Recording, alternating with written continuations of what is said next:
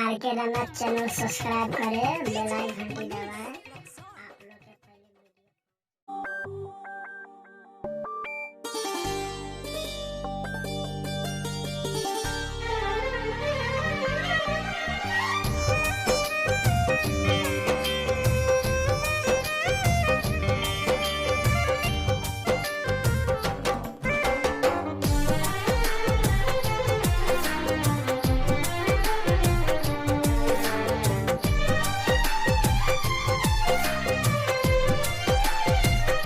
कैसे दुख साहब जाने तो हंसे दूर गईला के, कैसे दुख साहब जाने तो हंसे दूर गईला के।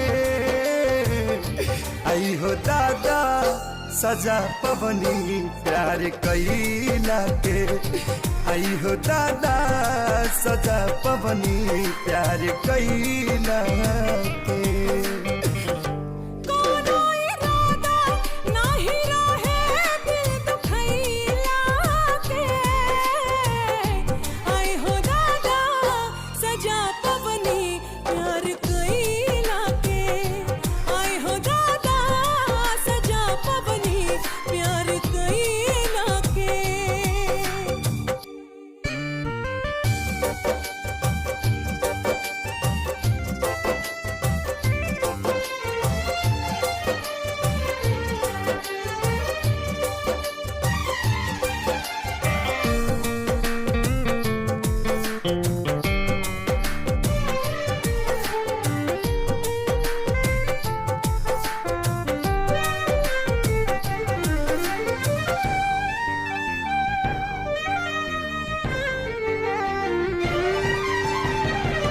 पहिले जे पाता रहित पड़ी तारा रहो, कबहू न कैले रहती प्यार।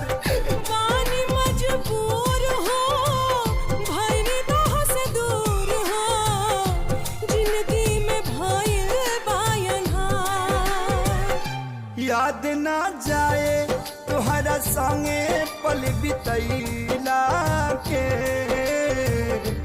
आई हो दादा सजा पवनी प्यार कैला के, आई हो दादा सजा पवनी प्यार कैला के।